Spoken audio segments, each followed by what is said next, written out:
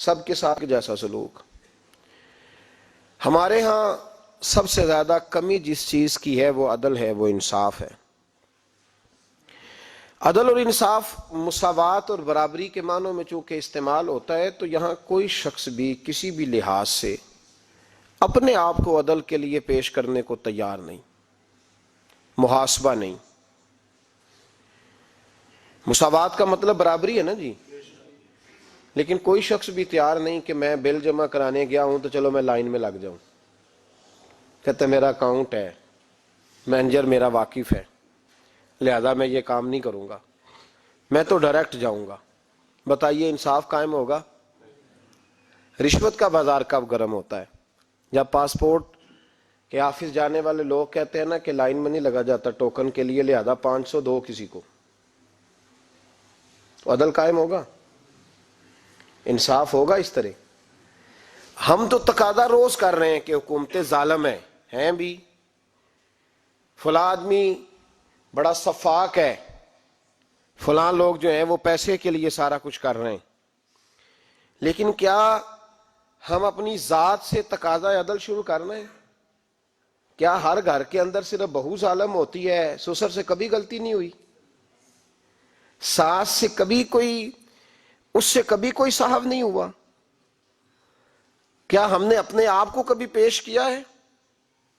کچھ ایسی جگہ ہیں جہاں ہم اپنے آپ کو پیش کر سکتے ہیں کہ نہیں یہاں جناب مجھ سے بھی پوچھ لو، میری بھی فلاں موقع پر غلطی ہے. انصاف تو ذات سے شروع ہوتا ہے. حضرت نعمان بن بشیر رضی اللہ تعالیٰ عنہ فرماتے ہیں کہ میں نے محبوب سے سیکھا ہے کہ انصاف گھر کے اندر سے شروع ہوتا ہے. کہاں سے؟ گھروں میں انصاف ہوتا ہے تو کچہریوں تک آتا ہے، اور جب گھروں میں نہیں ہوتا تو پھر بس باہر اس کی تقسیم کیسے ہوگی؟ حضرت نعمان بن بشیر رضی اللہ تعالیٰ عنہ فرماتے ہیں، ابو داؤد شریف کی حدیث ہے، فرماتے ہیں میں نبی پاک صلی اللہ علیہ وسلم کا خدمت گزار تھا، محبوب کا فرما بردار تھا، اور ماں باپ کا بھی فرما بردار تھا. میرا ایک بھائی تھا جو نافرمان تھا، میرے والد گرامی مجھ سے راضی رہتے تھے چونکہ میں فرما بردار تھا، اور اس بھائی سے ناراض رہتے تھے. میرے ابا جی نے میرے لیے گھوڑا خریدا، اور گھوڑا خرید کر کے مسجد نبوی شریف میں لائے. عرض کرنے لگے یا رسول اللہ صلی اللہ علیہ وسلم، یہ میرا بیٹا ہے نعمان، آپ کا بھی فرما بردار ہے، میرا بھی فرما بردار ہے، میں نے اس کے لیے نا یہ گھوڑا خریدا ہے، تو میں اس گھوڑے کی لگام آپ کے سامنے اس کے ہاتھ میں دینا چاہتا ہوں تاکہ آپ گواہ بن جائیں کہ میں نے بیٹے کو یہ ہبہ کر دیا ہے، دے دیا ہے. تو محبوب پاک علیہ السلام نے میرے والد کی طرف دیکھ کے فرمایا دوسرے بیٹے کو بھی گھوڑا لے کے دیا ہے؟ دوسرے کو بھی دیا ہے؟ عرض کی حضور نہیں، اس کو نہیں دیا. تو لفظ ہیں ابو داؤد میں، نبی پاک نے فرمایا پھر تو گناہ اور زیادتی پر مجھے گواہ بنانے آ گیا. اور دو جملوں میں میرے محبوب پاک علیہ السلام نے ہمیں بتلایا کہ عدل کہاں سے شروع ہوتا ہے. فرمایا فاتقوا اللہ فاعدلوا اولادکم، اللہ سے ڈر اور اپنی اولاد میں انصاف کر. ڈر اللہ تعالیٰ سے، اپنی اولاد میں عدل کر، انصاف کر. اگر ایک چیز اس کو لے کے دی ہے تو دوسرے کو بھی لے کے دے. ہمارے ہاں نا ایک لفظ پایا جاتا ہے میرا لاڈلا ہے، 5 بیٹے ہیں تو سب سے آخر والا میرا، تو باقی 4 کون ہیں؟ بتلائیے یہ لاڈلا لفظ رکھا کیوں گیا، اس کی ضرورت کیا درپیش ہوئی؟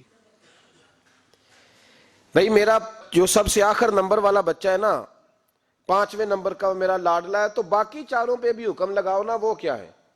کوئی نام دو ان کو بھی.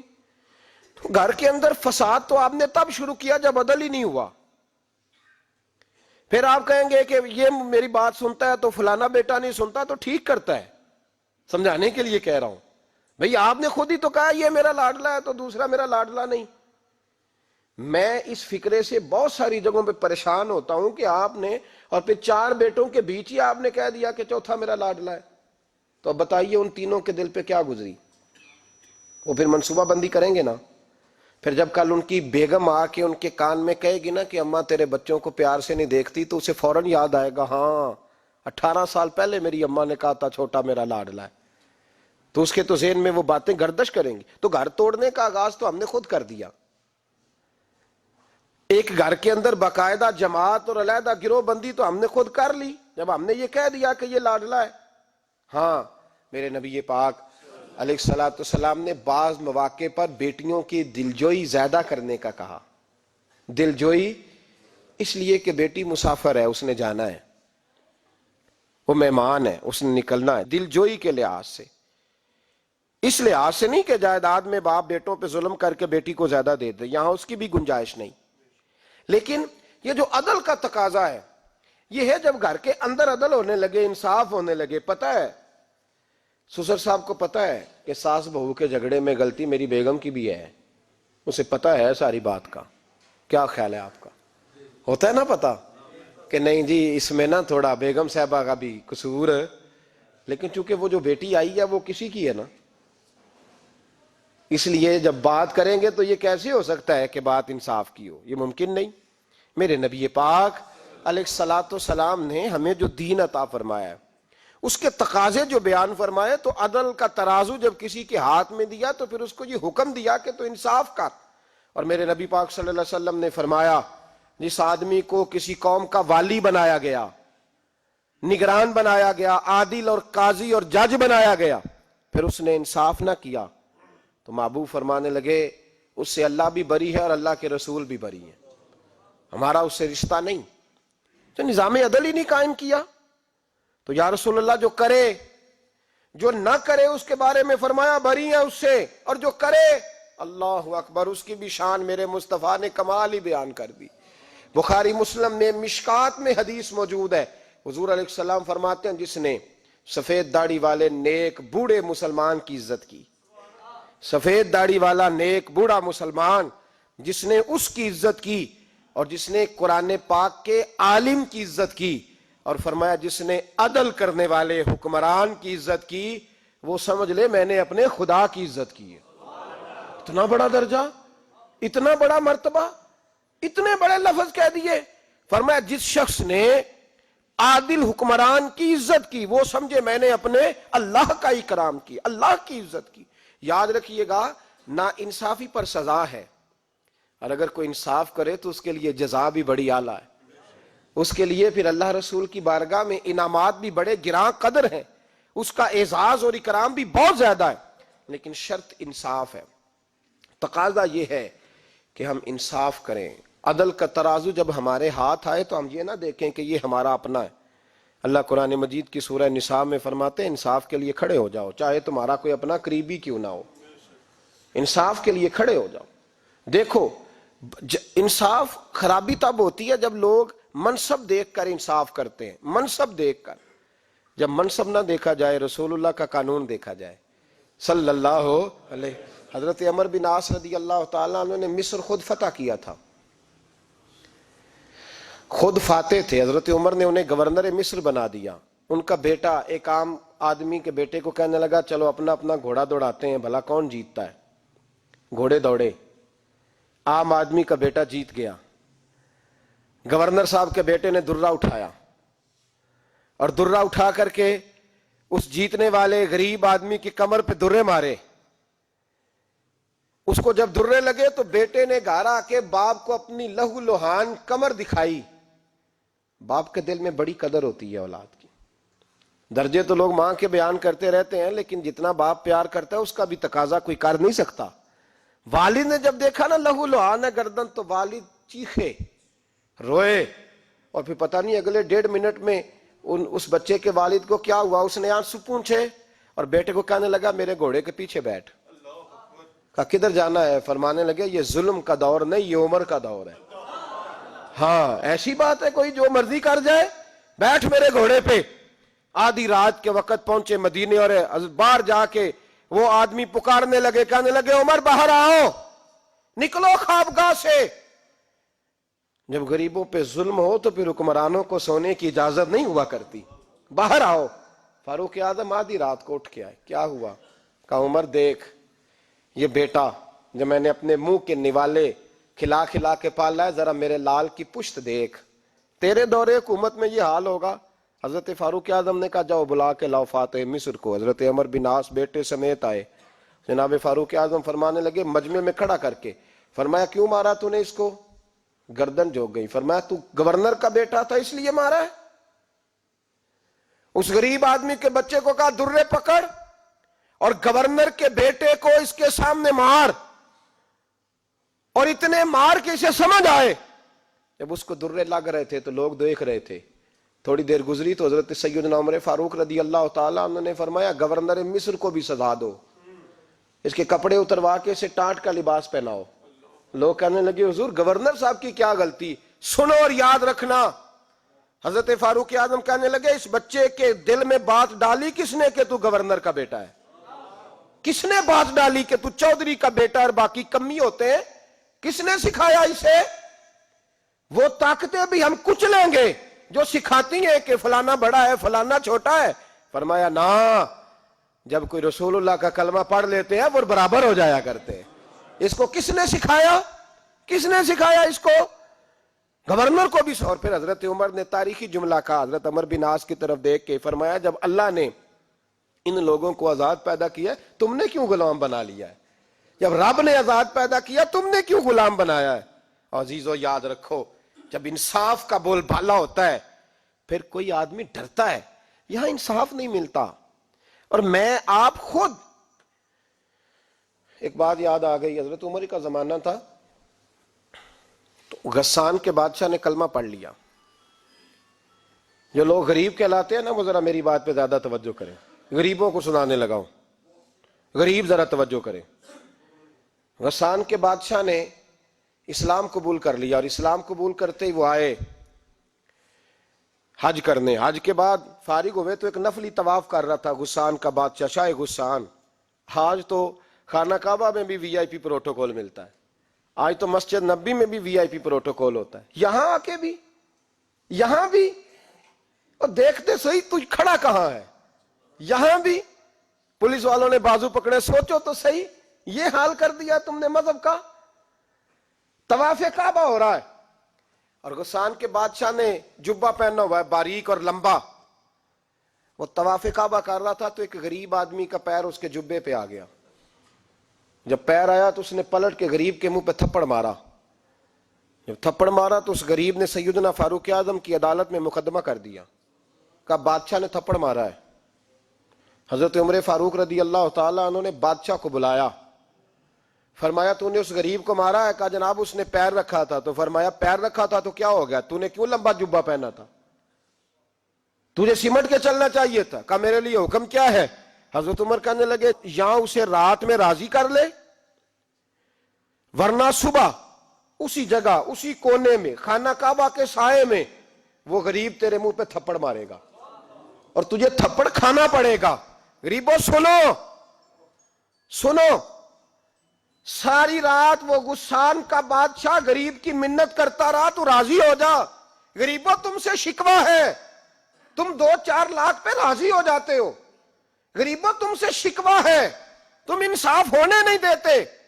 غریبوں تم تھوڑی تھوڑی بات پہ مطمئن ہو جاتے ہو، تھوڑی تھوڑی بات۔ جتنے غریب تن ہیں لباسوں سے دور دور، اتنی ہی چادریں میں مزاروں سے چھین لوں، اور جتنے غریب گھر ہیں اجالوں سے دور دور، اتنی ہی روشنی میں ستاروں سے چھین لوں۔ اتنی تو ہمتیں ہو میری کم سے کم بلند کہ شاہوں کے تاج فقط اشاروں سے چھین لوں۔ تمہاری زیادتی ہے، تم نے ظلم پروان چڑھایا ہے۔ جب تم چودھری کے کہنے پر، ایم این اے کے کہنے پر راضی ہو جاتے ہو، تم انصاف ہونے نہیں دیتے۔ ڈٹنا سیکھو، کھڑے ہونا سیکھو۔ جب اسے کہا نا راضی ہو جا تو وہ غریب کہنے لگا میں راضی ہو جاؤں اور کل تو کسی اور کو بھی تھپڑ مارے؟ فرمایا جتنی تیرے پاس دولت ہے لا کے قدموں میں رکھ۔ ہم دولتوں کی پرواہ اس لیے نہیں کرتے کہ ہم نے محمد عربی کا چہرہ دیکھا ہوا ہے، اب میری نگاہوں میں جچتا نہیں کوئی، اس لیے کہ جیسے میرے محبوب ہیں ویسا نہیں۔ تم اثر لینا چھوڑ دو، تم اثر بڑا لیتے ہو، ہاں تمہارے اوپر چیزیں اثر انداز ہوتی ہیں، اس لیے انصاف نہیں ہوتا۔ ڈٹنا سیکھو، کھڑے ہونا سیکھو۔ جو بھائی ڈٹ جاتا ہے نا وہ بڑے کمال کر جایا کرتا ہے۔ ساری رات مناتا رہا۔ حضرت عمر سے کہنے لگا وہ نہیں مانتا، تو جناب عمر کہنے لگا پھر تیاری کر لے، ہم بادشاہ نہیں دیکھیں گے، دولت نہیں دیکھیں گے، ہم رسول اللہ کا دین دیکھیں گے، ہم نبی پاک کا نظام دیکھیں گے۔ وہ بادشاہ رات کو دوڑ گیا، بھاگ گیا، جا کے عیسائی ہو گیا۔ لوگوں نے کہا اتنا قیمتی آدمی عمر نے ضائع کر دیا۔ فرمایا چپ کرو، میں نے کوئی چیز ضائع نہیں کی، میں نے تو اپنے رسول کا دین بچا لیا ہے۔ کوئی شے ضائع نہیں ہوئی. عدل جب تک میں پھر کہوں گا اس عدل کے نقصان میں ہر آدمی برابر کا شریک ہے. ہم عدل ہونے نہیں دیتے, ہم عدل قائم نہیں کرتے, ہمارا تقاضا ہی نہیں کہ عدل ہو, ہم اپنے آپ کو عدل کے لیے پیش ہی نہیں کرتے, مزاج ہی نہیں. حضرت علی المرتضیٰ ایک جری انسان تھے, اور وہ علی تھے جن پر انسانیت رشک کرتی ہے, اور مولا علی وہ ہستی تھے کہ میرے مصطفیٰ کریم صلی اللہ تعالی علیہ وسلم نے فرمایا اس کے دیدار کو تو فرشتے بھی آیا کرتے ہیں نا, بڑا آدمی. اور پھر امیر المومنین خلیفۃ المسلمین حضرت علی, خود مولا علی نے حضرت قاضی شریح کو قاضی بنایا, چیف جسٹس بنایا, اپنے ہاتھوں سے تعیناتی کی. حضرت مولا علی رضی اللہ تعالیٰ عنہ کی زرہ گم ہو گئی, کافی دیر گزر گئی تو ایک یہودی کے پاس وہ زرہ آپ کو نظر آئی. حضرت علی نے ڈائریکٹ اس سے چھین نہیں لیا, حالانکہ امیر المومنین تھے. ہمارے ہاں ڈنڈا بھی بڑا چلتا ہے نا, جو طاقتور ہوتا ہے وہ تو تھانے جاتا ہی نہیں, اس کو ضرورت نہیں, اس نے تو بندے رکھے ہوئے ہیں, اس کو تو پتہ ہے کام کیسے لینا ہے. لیکن حضرت علی نے آئینی رستہ اختیار کیا, قانونی رستہ. قاضی صاحب کی عدالت میں مقدمہ کیا کہ فلاں یہودی کے پاس میری زرہ ہے اور وہ چوری ہو گئی تھی, گر گئی تھی, گم گئی تھی, مجھے دلائی جائے. قاضی صاحب نے بلا لیا یہودی کو, امیر المومنین بھی کٹہرے میں. قاضی صاحب کہنے لگے اس سے کہ زرہ تیری ہے؟ اس نے کہا جی میرے پاس ہے تو میری ہے. قاضی صاحب کہنے لگے حضرت علی سے گواہ آپ کو دینے پڑیں گے کیونکہ مقدمہ آپ نے کیا ہے, اگرچہ وہ امیر المومنین ہے. توجہ ہے بھائیوں کی, سمجھ آ رہی ہے باتوں کی؟ گواہ امیر المومنین آپ نے دینے ہیں کیونکہ مقدمہ آپ نے دائر کیا ہے. تو حضرت علی کہنے لگے میرا بیٹا حسن گواہی دے گا کہ میری ہے, اور میرا غلام کمبر گواہی دے گا. قاضی صاحب کہنے لگے حضور ان کی گواہی درست تو ہے پر میں نہیں تسلیم کرتا, اس لیے کہ بیٹے تو باپ کے حق میں بولا ہی کرتے ہیں, نوکر تو آقاؤں کے حق میں بولتے ہی ہیں, جائیں کوئی غیر جانبدار بندہ لے کے آئیں جو گواہی دے. تو حضرت علی خاموش ہو گئے, کہنے لگے ابھی میرے پاس ایسا کوئی گواہ نہیں. قاضی صاحب کہنے لگے چلیں پھر آپ یہودی کو راضی کریں, آپ نے کیوں بلا وجہ گھسیٹا عدالت میں, راضی کریں, انصاف کا تقاضا ہے.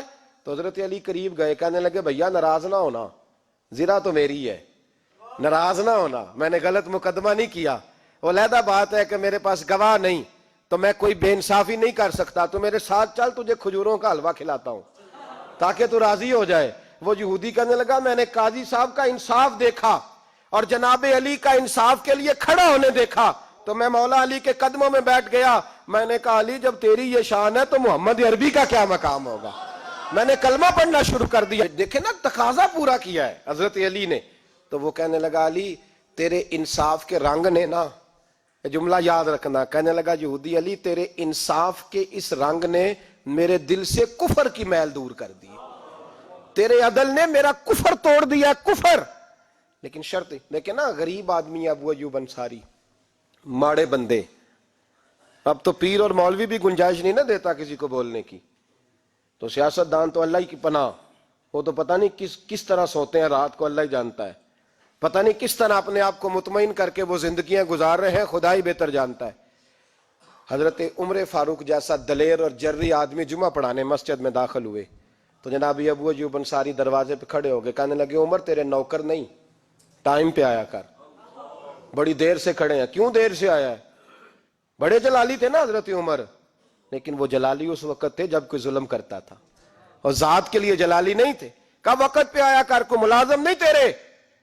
تو سیدنا فاروق اعظم منبر پہ چڑھے اور فرمانے لگے اللہ ابو ایوب انصاری کا بھلا کرے, جب تک اس طرح کے لوگ موجود ہیں کوئی بادشاہ بگڑے گا نہیں, اللہ اس کا بھلا کرے, اس نے میری توجہ صحیح. اور پھر عمر رو پڑے, رو کے فرمانے لگے مسلمانوں معاف کر دو, غلطی کوئی نہیں, میرے پاس کرتا ایک ہی ہے, اور عبداللہ کی ماں نے وہ دھو کے خشک ہونے کو ڈال دیا تھا, غریب ہوں, کرتا دوسرا کوئی نہیں, تو وہ ذرا نا خشک ہونے میں آ کے دیکھ لو ابھی بھی گیلا ہے, مجھے معاف کر دو, میری غلطی نہیں ہے. صحابہ درد کے ساتھ رونے لگے اور کہنے لگے اللہ اس طرح کے حکمران ہمیشہ عطا کرتا رہے. میرے بھائی تو انصاف کا رنگ تو دے, ان تقاضوں کو سمجھنا. یہاں کسی کی جرت ہے بول سکے, طاقت ہے کسی کی, لیکن انہوں نے اپنے آپ کو پیش کیا, سامنے پیش کیا اپنے آپ لوگوں کے سامنے. دو مال غنیمت کی چادریں بانٹ رہی ہیں, سب کو ایک ایک ملی ہے. فاروق اعظم جمعہ پڑھانے آئے تو اسی چادر کا کرتا, اسی کی تامت. لوگ کھڑے ہو گئے, عمر بتا تو نے دو کیوں لی؟ یہ انصاف ہے؟ یہ عدل ہے؟ کیوں لی دو؟ تو حضرت عمر کہنے لگے میرا بیٹا جواب دے گا. عبداللہ بن عمر بولے, کہنے لگے ابا جی کے کپڑے بڑے پرانے ہو گئے تھے, میں نے اپنے حصے کی بھی اپنے ابا جی کو دے دی ہے. دیکھیں نا, یہ انصاف میرے نبی پاک نے کیا ہے, صحابہ نے سیکھا ہے. میں اور آپ تیار نہیں, ہم تیار نہیں انصاف کے لیے, ہمارا مزاج نہیں انصاف کا. ہمیں خود بہت سارا آگے پیش ہو کے رنگ دکھانا پڑے گا, اس کے لیے ہماری تیاری نہیں. اس لیے ہم حکمرانوں کو گالی دے کے چپ کر جاتے ہیں. اس لیے ہم وکیلوں کے کہتے ہیں بکتے بڑا ہیں, جج بکتے, یہ باتیں کر کے ہم خاموش ہیں. ہم پیش نہیں کر پا رہے, ابھی تک ہم اپنے آپ کو کھڑا نہیں کر پا رہے کہ ہم سے مطالبہ کرو انصاف کا. کھڑا نہیں. حضرت سیدنا علی المرتضیٰ شیر خدا رضی اللہ تعالیٰ عنہ فرماتے ہیں بدر کے لیے جب جا رہے تھے تو سواری ایک تھی, سوار تین تھے. ایک سواری اور سوار تین. فرماتے ہیں نبی پاک صلی اللہ علیہ وسلم نے فرمایا تین کٹھے نہ بیٹھنا, دو بیٹھیں, سواریوں کو تکلیف ہوتی ہے. قربان جاؤں, کیسا رسول دیا ہے جو جانوروں کے حقوق کا بھی خیال فرماتے ہیں صلی اللہ علیہ وسلم. فرمایا دو بیٹھیں. حضرت علی کہتے ہیں پہلے میں اور نبی پاک صلی اللہ علیہ وسلم بیٹھے, اور تیسرے ہمارے ساتھ ابو درداء رضی اللہ تعالیٰ عنہ. فرماتے ہیں جا رہے تھے بدر کے لیے, پہلے میں اور حضور بیٹھے, پھر نبی پاک اور ابو درداء بیٹھے. فرماتے ہیں پھر نمبر لگ گیا میرا اور ابو درداء کا, اور مصطفیٰ نے گھوڑے کی لگام تھامی تو حضرت ابو درداء تڑپ اٹھے, کہنے لگے علی نہ طبیعت مانتی ہے, نہ ادب مانتا ہے, نہ عشق مانتا ہے, تو اس طرح کر, میں تو چھوٹا ہوں. آپ کہیے رسول پاک سے, آپ ہر لحاظ سے بڑے ہیں, آپ عرض کیجئے کہ حضور نہ ادب مانتا ہے, نہ عشق مانتا ہے, نہ پیار مانتا ہے, نہ تقاضا ہے, مہربانی کرے آ جائیں. حضرت علی ہاتھ باندھ کے عرض کرنے لگے محبوبہ ٹھیک ہے باری آپ کی پیدل چلنے کی ہے, پر مہربانی کریں, ادب پیار اور محبت مجبور کر رہی ہے. تو حضور نے فرمایا علی چپ کر, میں عدل نہیں کروں گا تو لوگ عدل سیکھیں گے کیسے؟ اگر میں عدل نہیں کروں گا تو قوم سیکھے گی کیسے؟ مجھے عدل کرنے دے, انصاف کرنے دے. فرمایا چلنے دے مجھے پیدل, کچھ نہیں ہوتا. تقاضا عدل جب تک پورا نہیں ہوتا, آپ یقین کریں میرے صاحب کہا کرتے تھے میں عدالت کو عدالت نہیں کہتا, کچہری کہتا ہوں, اس لیے کہ عدالت وہ ہوتی ہے جہاں عدل ہوتا ہے. یہاں تو حال یہ ہے, بتائیے وکیل کو نہیں پتا ہوتا کہ جو میرے پاس آیا یہ غلط آدمی ہے, وہ اس کی حمایت کرتا ہے کہ نہیں, اس کے ساتھ چلتا ہے کہ نہیں, جھوٹ کے ساتھ آخر تک لڑتا ہے کہ نہیں لڑتا. جو گواہ بن کے جا رہے ہوتے ہیں انہیں پتا ہوتا ہے کہ نہیں کہ ہم جھوٹے کی گواہی دینے جا رہے ہیں. تو پھر کیا سارا ظلم حکومتیں کر رہی ہیں؟ معاشرہ بھی تو اپنی ترتیب بدلے نا, لوگ بھی تو اپنا رنگ بدلے نا, لوگ بھی تو طبیعت بدلے نا. کون منتخب کرتا ہے انہیں ظالموں کو؟ عوام, اور پھر اس کے بعد شکوہ بھی عوام ہی کرتی ہے. خدا را تقاضے سمجھو, مزاج سمجھو, طبیعت سمجھو اسلام کی. میرے نبی پاک صلی اللہ علیہ وسلم نے عدل کا بول بالا کیا, ہر مقام پر, ہر نقطے پر. رسول پاک صلی اللہ علیہ وسلم نے عدل اور عدل کی آواز بلند فرمائی. کوئی مقام ایسا نہیں, آپ پڑھیے کتاب میں, اگر ایک کلمہ پڑھنے والے اور یہودی کا فیصلہ آیا ہے اور نبی پاک صلی اللہ علیہ وسلم نے یہودی کو حق میں سمجھا ہے تو نبی پاک نے یہودی کے حق میں فیصلہ دیا ہے. وہ منافق بگڑ گیا ہے, حضرت عمر کے پاس گیا ہے, لیکن حضور نے فرمایا جہاں جاتا ہے جا, فیصلہ وہی کیا جائے گا جو عدل پہ مبنی ہوگا, جو انصاف پہ مبنی ہوگا. ہماری طبیعتوں کے اندر سے وہ جو جس سٹیج پہ کو بیٹھا ہے وہ وہاں بڑا ہے, وہ جہاں بیٹھا ہے وہ سلطنت کا مہاراجا ہے. وہ کہتا ہے نہیں میرے پاس سارا کچھ ہے, یہاں تو میں اختیارات استعمال کروں گا, وہ استعمال نہ ہوئے تو پھر دولت استعمال کروں گا. تو جب اجتماعی مزاج قوم کا بگڑتا ہے, پھر معاشرے میں ناانصافی عام ہوتی ہے, پھر ظلم عام ہوتا ہے, پھر بے رہ روی کا شکار. اور میرے نبی پاک صلی اللہ علیہ وسلم کی حدیث سن لے, ذرا جاگ کے سننا یہ والی روایت, اور اسے یاد کر لینا, اس کا رٹا لگا لینا. حضور نے فرمایا تھا جس معاشرے میں بے حیائی عام ہوگی وہاں ایسی بیماریاں پیدا ہوں گی جن کا علاج ہی کوئی نہیں ہوگا. اور حضور نے فرمایا جس قوم کے اندر انصاف نہیں ہوگا وہاں قتل عام ہوگا. انصاف نہیں, جب تک مجرم کو سزا نہیں ملتی, جب تک مجرم کو سزا نہیں ملتی اتنی دیر تک لوگوں کے لیے وہ نشان عبرت نہیں بنتا, اتنی دیر تک لوگ باز نہیں آتے. یاد رکھیں جب انصاف ہوگا, عدل ہوگا, اور عدل کرنے والے جب عدل کریں گے اور انصاف کا دامن تھامیں گے، پہلی بات تو یہ ہے کہ ہم اپنے آپ سے ورا کریں بہت ساری چیزوں کو. ہم دیکھتے ہیں حکومت نے چھوٹی چھوٹی کمیٹیاں بنا دی ہیں مصالحتی کمیٹیوں کے لیے، بین المذاہب کمیٹیاں، بڑا کچھ بن گیا ہے، لیکن لوگ گروہ بندی کا شکار ہیں، گروہی تعصبات ہیں.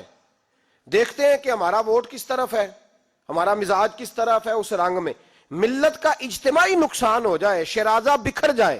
اور میں شروع میں کہہ چکا ہوں، امام حسن فرمایا کرتے تھے اگر غریب پر ظلم نہ روکا جائے گا تو وہ ظلم امیر کے دروازے تک بھی جائے گا. ایک وقت آئے گا کہ امیروں کے ساتھ بھی زیادتیاں ہونے لگیں، اس لیے کہ جب ظلم ہوتا ہے تو اس کی آگ بھی پورے معاشرے کو لپیٹ میں لیتی ہے، اور جب انصاف ہوتا ہے تو اس کی برکتیں بھی سارے معاشرے کو فائدہ دیتی ہیں. عدل انصاف ضروری امر ہے. حضرت عمر فاروق رضی اللہ تعالیٰ عنہ جناب زید بن ثابت رضی اللہ تعالیٰ عنہ کو خود قاضی بنایا تھا. حضرت زید بن ثابت کو قاضی خود بنایا، خود تعینات کیا. حضرت ابی بن کعب رضی اللہ تعالیٰ عنہ نے نا حضرت عمر پر مقدمہ کر دیا حضرت زید بن ثابت کی حکومت میں، خود حضرت عمر پر. جناب عمر جب پہنچے نا وہاں سب لوگ بیٹھے رہے. ایک شخص کہنے لگا تم اپنے امیر کے لیے کھڑے نہیں ہوئے، تو حضرت زید بن ثابت کہنے لگے چپ کر جا، ان پر مقدمہ ہے، وہ حساب دینے آئے ہیں، امیر المومنین بن کے نہیں آئے. سامنے کھڑا کیا تو گفتگو کے دوران کوئی ایسا موقع آیا کہ حضرت عمر کو قسم دینی پڑی. تو حضرت زید بن ثابت حضرت ابی بن کعب سے کہنے لگے یار لحاظ کر، وہ فاروق اعظم ہے، امیر المومنین ہے ہمارے، اور تو ان سے قسم کا مطالبہ کر رہا ہے. حضرت سیدنا فاروق اعظم کی طرفداری میں بات کی نا تو حضرت سیدنا عمر فرمانے لگے زید اس مقدمے کا فیصلہ کر لو اور اس کے بعد میں تمہیں معزول کر دوں گا، تم تو اہلیت ہی نہیں رکھتے. حضور کیا ہوا؟ فرمایا تم نے میری طرفداری کیوں کی، تم نے مجھے امیر المومنین کیوں کہا، تم نے کیوں میرے حق میں بات کی؟ اگر میں اور تو اس طرح کرنے لگیں گے تو امت کو عدل کون دے گا؟ اگر میرا اور تیرا یہ رنگ ہو جائے گا، کیوں تو نے مجھے امیر المومنین کہا؟ اس وقت میں اپنی صفائی دینے آیا ہوں، عمر بن خطاب سے زیادہ میرا کوئی تعارف نہیں ہونا چاہیے، کیوں تم نے یہ لفظ کہے؟ اور فرمایا اگر مجھ پر قسم آئے گی اور جو میرے اوپر لاگو ہوگا مجھے وہ کام کرنے کا تمہیں حکم کرنا چاہیے تھا. یہاں تو حال ہی کوئی نہیں، مزاج ہی کوئی نہیں. ہماری قوم بڑی سمجھدار ہے، حکمران بھی بڑے سمجھدار ہیں. ممتاز حسین قادری رحمت اللہ علیہ کو پھانسی ہوئی تو لوگ کہنے لگے مولوی شدائی ہو گئے. فیصلہ تھا عدالت کا تو ماننا چاہیے تھا. ایک فیصلہ ایک پیپلز پارٹی کے سابقہ صدر کے بارے میں بھی عدالت نے دیا تھا، اور پھر آپ کی پارلیمنٹ نے اس فیصلے کو کنڈم کیا، مذمت کی، اور اٹھ کے کہا گیا کہ ہم مذمت کرتے ہیں، فیصلہ غلط تھا. جب حضرت ممتاز قادری کے حق میں فیصلہ آئے تو اس وقت لوگ بولتے ہیں، کہتے ہیں دیکھو جناب عدالت کا فیصلہ ہے اور مولوی کہہ رہے پھانسی نہ دو. اور جب ایک شخص پر، ایک عام آدمی پر فیصلہ آئے اور بڑی عدالت کرے اور وہ چوکوں چوراہوں میں کھڑا ہو کے کہے کہ ہم اس فیصلے کو نہیں مانتے، پھر کوئی آدمی نہیں بولتا. پھر کسی جگہ ہم نے کہا تھا بچ جا، تو رسول اللہ صلی اللہ علیہ وسلم کی ناموس والوں کا لحاظ کر، اللہ رسول تیرا خیال فرمائیں گے. لیکن یہاں عدل اور انصاف کے تقاضے بڑے عجیب ہیں. غریب کے حق میں فیصلہ اور ہے اور امیر کے حق میں فیصلہ اور ہے. چودھری صاحب پہ درخواست آ جائے تو ایس ایچ او صاحب ٹیلی فون کرتے ہیں، چودھری صاحب درخواست آئی ہے تواڈے تو کی کرنا جے، وہ کی کرنا، تواڈے تے اپلیکیشن آئی ہے، لینی ہے کہ نہیں؟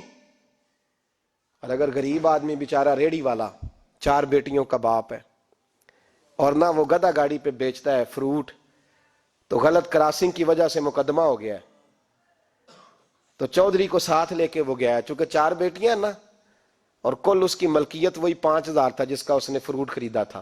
چودھری بھی کرسی پہ، ایس ایچ او بھی کرسی پہ، اور غریب آدمی زمین پہ بیٹھا ہے، اور ایک ایک زبان سے 32 گالیاں اسے دی جا رہی ہیں.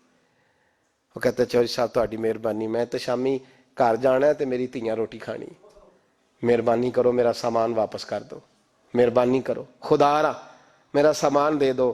او یار ظلم یہ ہے کہ یہاں امیر کے لیے قانون اور ہے اور غریب کے لیے قانون اور ہے. اس وقت پھر ظلم ہوتا ہے، پھر زیادتی ہوتی ہے، پھر ملتیں نہیں بنتی، پھر اس سے ڈاکو پروان چڑھتے ہیں، اس سے پھر ظالم پروان چڑھتے ہیں. اپنے آپ کو پیش کرو یاد رکھو میرے نبی پاک صلی اللہ علیہ وسلم نے فرمایا ظلم قیامت کے اندھیروں میں سے ایک اندھیرا ہوگا، ظالموں کو قیامت کے دن ٹھوکریں لگیں گی، رستہ نہیں ملے گا۔ اپنے آپ کو پیش کریں، چھوٹی سی بھی زیادتی، چھوٹا سا بھی ظلم نہ ہونے پائے، انصاف کے تقاضے پورے ہونے چاہیے۔ نبی پاک صلی اللہ تعالی علیہ وسلم نے جو امت ہمیں بنایا ہے تو اس امت میں انصاف کا بول بالا ہے، کوئی آدمی انصاف سے بالا تر نہیں۔ بہت بڑی بات کرنے لگا ہوں، امام ابو نعیم نے لکھا ہے خود رسول پاک نے اپنی ذات کو انصاف کے لیے پیش کیا۔ اس بات کو میں جب کبھی سوچتا ہوں نا تو لگتا ہے کہ روح پرواز کر رہی ہے اور پتہ نہیں کہاں کہاں سے ہو آئی ہے۔ انصاف کا بول بالا ایسے نہیں ہوتا۔ حضرت فاروق اعظم اور مولا علی اور عثمان غنی اور ابو بکر صدیق اور سیدنا قاضی شریح جیسے لوگ ایسے ہی تیار نہیں ہوتے۔ ان کے پیچھے جو میرے رسول پاک صلی اللہ علیہ وسلم کا مزاج ہے اس کو سمجھیں، غور کریں۔ میں جب اس پہلو کو دیکھتا ہوں نا، آپ یقین کریں یہ روایت میں کبھی کبھی پڑھتا ہوں اور کبھی کبھی اس کو بیان کرتا ہوں تو میں کھو جاتا ہوں بہت ساری جگہوں پہ، پتہ نہیں کہاں کہاں کا سفر طے ہو جاتا ہے۔ حضرت عکاشہ بن محصن رضی اللہ تعالیٰ عنہ فرماتے ہیں کہ نبی پاک صلی اللہ علیہ وسلم کے وصال سے 2-3 دن پہلے کی بات، محبوب پاک صلی اللہ علیہ وسلم نے فرمایا سب لوگوں کو مسجد نبوی میں اکٹھا کرو۔ اکٹھا کیا۔ جب کوئی نئی آیت آتی تھی یا کوئی جنگ کی تیاری ہوتی تھی تو لوگ اکٹھے کیے جاتے تھے، سب کو اکٹھا کیا۔ کہتے ہیں جب حضور کا حجرہ نور کھلا تو 2 آدمی بظاہر حضور کو سہارا دے کے لائے، اتنی بخار اور کمزوری ہے۔ حضور منبر پہ بیٹھے اور جب نبی پاک بات کرتے ہیں تو ہاتھ مبارک پہ بظاہر راشا ہے، کانپتے ہیں دست اقدس۔ محبوب نے مجمع پہ نظر ڈالی، فرمایا تمہیں کسی نئے حکم کے لیے نہیں بلایا، بس اللہ نے اپنے ایک بندے کو اجازت دی، چاہے تو دنیا میں رہے اور چاہے تو اس کی بارگاہ میں حاضر ہو جائے۔ اس بندے نے پردے کا فیصلہ کیا ہے، میں نے تمہارے بیچ وقت گزارا ہے، تمہارے ساتھ رہا ہوں۔ حضور فرمانے لگے میری زبان سے، میرے قول سے، میرے فعل سے غلاموں کسی کو تکلیف پہنچی ہو تو بدلہ لے سکتا ہے۔ یہ نہیں فرمایا معاف کر دو، اٹھو اور بدلہ لو۔ حقیقی جمہوریت تھی نا۔ حضرت عکاشہ بن محصن پیچھے سے کھڑے ہو گئے، بوڑھے آدمی، کہنے لگے حضور ایک جنگ میں صفیں سیدھی کراتے کراتے میری ننگی پشت پہ درہ مارا تھا آپ نے، بدلہ لینا ہے۔ عجیب ہی منظر بن گیا مسجد نبوی کا، آنسو بہنے لگے، لوگ تڑپنے لگے۔ محبوب نے فرمایا بلال جاؤ، فاطمہ کے گھر میں درہ پڑا ہے، لے آؤ۔ حضرت بلال کہتے ہیں سیدہ کے دروازے پہ دستک دی، اماں جی نے کہا کون؟ اماں جی میں غلام بلال ہوں، وہ درہ چاہیے تھا۔ تو سیدہ کہنے لگی نہ تو جنگ ہے نہ جہاد ہے، حضور نے درہ کیا کرنا ہے، طبیعت مبارک تو علیل ہے، بلال ماجرا کیا ہے؟ حضرت بلال رو پڑے، کہنے لگے ایک صحابی بدلہ لینا چاہتے ہیں۔ حضرت فاطمہ نے امام حسن اور حسین کو باہر نکالا، درہ دیا، کہنے لگی بلال عکاشہ سے کہنا میرے بیٹوں کے وجود پہ 100 درے مارے، انہوں نے فاطمہ کا دودھ پیا، سی کوئی نہیں کریں گے لیکن حضور تک کوئی نہ جائے، اور میں نے ویسے بھی حضور پر قربان کرنے کے لیے پیدا کیے۔ سیدنا بلال حبشی رضی اللہ تعالیٰ عنہ فرماتے ہیں میں روتا ہوا درہ لیا، شہزادے لیے، اور میں جب حاضر خدمت ہوا نا حضور کے دروازے پہ داخل ہوا، محبوب پاک صلی اللہ علیہ وسلم نے امام حسن اور حسین کو دیکھا تو حضور رو پڑے، فرمانے لگے انہیں بٹھا دو، مجھے پتا ہے فاطمہ نے کیا کہہ کے بھیجا، بٹھاؤ۔ شہزادے بیٹھ گئے۔ میرے محبوب پاک علیہ السلام نے فرمایا عکاشہ کو درہ دو۔ حضرت عکاشہ کہتے میں درہ لے کے آگے بڑھا تو کسی نے میرا پیر تھاما، جب میں نے نیچے دیکھا تو ابو بکر صدیق تھے، کہنے لگے یار میری کمر پہ مار، حضور کے قریب نہ جانا۔ نبی پاک نے فرمایا صدیق ہٹ جا یار بیچ میں سے آنے دے۔ کہتے میں ذرا آگے بڑھا تو مولا علی شیر خدا نے میرا پیر تھاما، عکاشہ نہ کر، میں نے کہا آنے دو۔ محبوب فرمانے لگے علی ہٹ جاؤ اسے آنے دو۔ حضرت علی شیر خدا بھی ہٹ گئے، جناب عکاشہ قریب آئے، کہا حضور ذرا کمر سے کپڑا تو ہٹائیں، میری پشت اس وقت بغیر کپڑے کی تھی۔ محبوب نے کپڑا ہٹایا اور جناب عکاشہ نے درہ جو اٹھایا تو صحابہ کی چیخیں نکل گئی، رونے لگے اور نہ کرنا یار نہ کرنا۔ جناب عکاشہ نے درہ دور پھینکا اور حضور کے وجود کو چومنے لگے، کہنے لگے کس نے درہ مارنا تھا، میں تو جاتے جاتے حضور کا بوسہ لے کے اپنے لیے جنت اکٹھی کرنے جا رہا تھا۔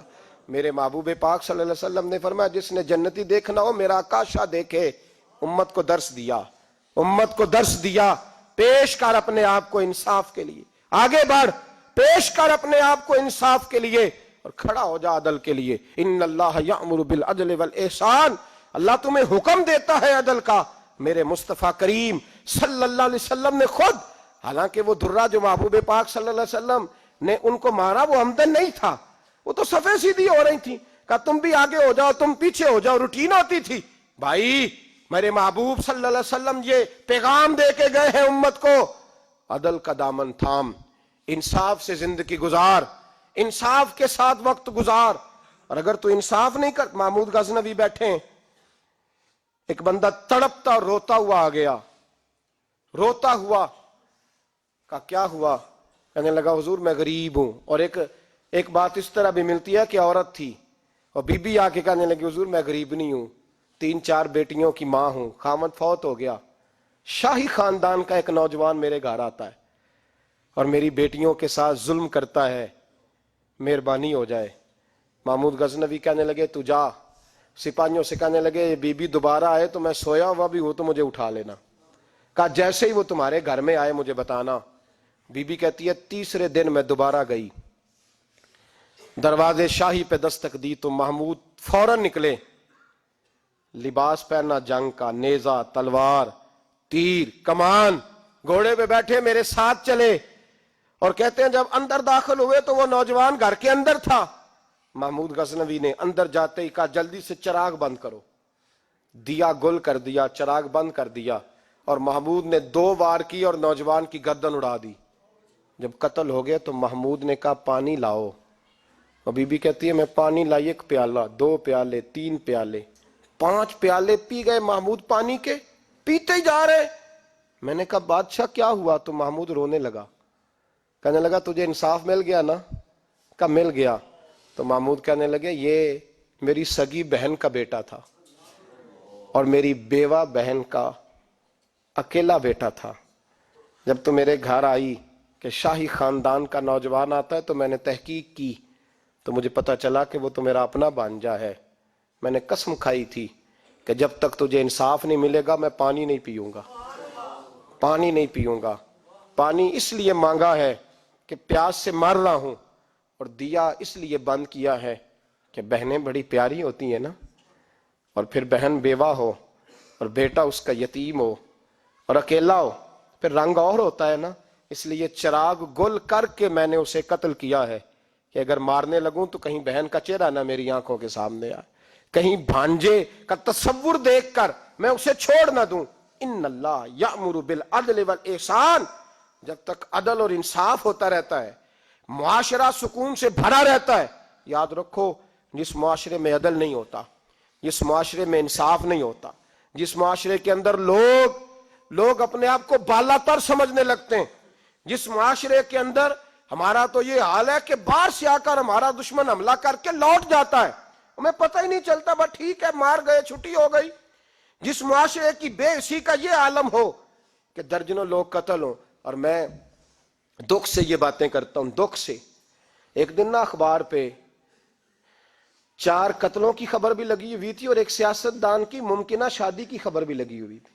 کلیجہ پھٹتا ہے بات کرتے، وہ خبر اتنی چھوٹی سی تھی کہ آج ضلع لاہور میں 4 لوگ قتل ہو گئے، وہ خبر اتنی چھوٹی تھی، اور ایک سیاستدان نئی مداری کرنے لگا ہے، اس کی خبر بڑی تھی۔ اور قوم وہ ٹھیک ہے، پڑھنے والا بھی ایسا ہی ہے، میری طرح کے لوگ، انہوں نے وہ کہا وہ قتل تو روز ہوتے رہتے ہیں، یہ عام سے لوگ ہیں، غریب لوگ، یہ گاجر مولی ہیں، کوئی مرض نہیں، کٹ گئے تو یہ شادی کی خبر بڑی ہے، اس پہ تبصرہ ہونا چاہیے۔ اسی وقت پھٹے آباد ہو جاتے ہیں، چونک آباد ہو جاتے ہیں، بحث شروع ہو جائے، 4 آدمی قتل ہو گئے، ٹھیک ہے معاذ اللہ، مسئلہ ہی کوئی نہیں۔ اتنی بے حسی، اس قدر زیادہ سفاکیت، اور قومی میڈیا مداری گروہ کی خبریں بڑی دیتا ہے، اور جو بیچارے قتل ہو گئے سرے راہ، جن کی رپٹ بھی پتہ نہیں کب درج ہوگی اور جن کے بارے میں پہلی کاروائی کا آغاز بھی پتہ نہیں کب ہوگا، ان کی خبریں چھوٹی ہیں۔ ہم تو اس طرح ہیں جیسے کوئی مداری لگائے گا تو ساری قوم وہاں کٹھی ہو جائے گی، یہ سنجیدہ قوموں کا وتیرہ نہیں۔ او بھائی، ہم پاکستانی، پنجابی، یہ سارا کچھ بعد میں ہے، سب سے پہلے ہم رسول اللہ کے غلام ہیں۔ ہمارے مزاج کے اندر وہ سارا کچھ ہونا چاہیے جو ہمارے نبی نے ہمیں عطا فرمایا ہے. ہمیں ان ساری چیزوں کو سیکھنا چاہیے جو رسول پاک نے ہمیں عطا فرمائی ہیں. اپنے مزاج کو تبدیل کریں, انصاف کا آغاز کریں, اور اگر کبھی غلطی ہو جائے تو ڈٹ کے کہیں ہو گئی, اپنے آپ کو پیش کریں. حضرت علی شیر خدا رضی اللہ تعالیٰ عنہ فرمایا کرتے تھے, جسے دنیا میں سزا ملے گی اللہ دوبارہ قیامت میں نہیں دے گا, اس لیے کہ میرا رب بڑا کریم ہے. آپ فرمایا کرتے تھے وہ بڑے قیمتی لوگ ہیں جو دنیا میں سزا لیتے ہیں لیکن آخرت کی سزا سے بچ جایا کرتے ہیں. یہاں اگر اپنے آپ کو پیش کر لیا جائے, یہاں اگر انسان اپنے آپ کا محاسبہ کر لے, اس جگہ عدل قائم کر لے, صبح قیامت اس کے لیے آسانی ہو جائے. غریب سے لے کر امیر تک جو جس جگہ بیٹھا ہے, جس منصب پہ بیٹھا ہے, اسے تقاضا عدل قائم کرنا چاہیے, اسے انصاف کا بول بالا کرنا چاہیے, اسے ہر مقام پر یہ سوچنا چاہیے کہیں ایسا تو نہیں کہ میں بے انصاف ہوں. اور یاد رکھیں, انصاف ہوتا ہے, نہ انصاف کی آنکھیں ہونی چاہیے اور نہ انصاف کا دل ہونا چاہیے. وہ دیکھے نہ کہ سامنے کون ہے, اور اس کا دل اگر دھڑکے تو صرف انصاف کے لیے دھڑکے, کسی اور کے لیے دھڑکنا نہیں چاہیے. اسے بالکل فیصلہ کرنا چاہیے, جو بھی سامنے آئے اسے فیصلہ کرنا چاہیے. اپنے آپ کو پیش کرنا سیکھیں, معاشرے میں انصاف کرنا سیکھیں, عدل کرنا سیکھیں. ہمارے ہاں انفرادی سطح پہ جب شروع ہوگا یہ کام, انفرادی سطح پہ, پھر وہ اجتماعی. آپ یقین کریں لوگ گفتگو کی حد تک بھی انصاف نہیں کرتے. کوئی آدمی اگر صحیح کہہ رہا ہے نا بات, لیکن ہمارے مفادات کو ٹھیس پہنچ رہی ہے, تو اس کی مخالفت کرنا ہم ضروری سمجھتے ہیں. کہتے ہیں بات صحیح کر رہا ہے, پر چونکہ میرے مفادات کی نہیں, لہذا میں اس کو اس بات میں آگے بڑھنے کی اجازت نہیں دوں گا. 2-4 دن پہلے ایک صاحب مجھے سمجھانے لگے, کہنے لگے معاملات تھوڑے آگے بڑھ رہے ہیں, اب تو چیزیں بڑی ساری صحیح ہو گئی ہیں, علماء کو نرمی کرنی چاہیے. اور میں نے کہا کس بات کی نرمی؟ ہماری آواز تو اتنی مؤثر ہے ہی نہیں, ہم نے تو کبھی دعویٰ ہی نہیں کیا کہ ہماری وجہ سے بڑا انقلاب آ رہا ہے. اگر کونوں میں بیٹھ کے مسجدوں میں رسول اللہ کے نام کی دعائی دیتے تو اتنا تو موقع دو نا ہمیں, کم از کم اتنا تو کرنے دو. اور وگرنہ اگر ہم سے پوچھو تو مرحوم کہہ گئے تھے جتنے غریب گھر ہیں اجالوں سے دور دور, اتنی ہی روشنی میں چراغوں سے چھین لوں, اور جتنے غریب تن ہیں لباسوں سے بے نیاز, اتنی ہی چادریں میں مزاروں سے چھین لوں. اتنی تو ہمتیں ہوں میری کم سے کم بلند کہ شاہوں کے تاج فقط اشاروں سے چھین لوں. عدل رہے گا تو امن رہے گا, عدل رہے گا تو سکون رہے گا, عدل رہے گا تو معاشرہ بنے گا, اور انسان رہیں گے. اور اگر بے انصافی ہوگی تو بھیڑیے پلیں گے, درندے پلیں گے. یاد رکھنا, انسانوں کی بستی اس وقت تک قائم رہتی ہے جب تک اس میں انصاف رہتا ہے, اور جب انصاف رخصت ہوتا ہے پھر بھیڑیوں کا راج ہوتا ہے. اگر چاہتے ہو کہ دنیا میں انسان رہے پھر انصاف کرنا پڑے گا, اور اگر بھیڑیوں کو موقع دینا ہے تو ٹھیک ہے, پھر کسی طرف نہ دیکھیں, اپنے آپ کو سجائیں سنواریں, دل کو روشن کریں, ادھر بڑھیں جدھر انصاف زیادہ ہے. اللہ اپنے محبوب کی سچی غلامی عطا فرمائے.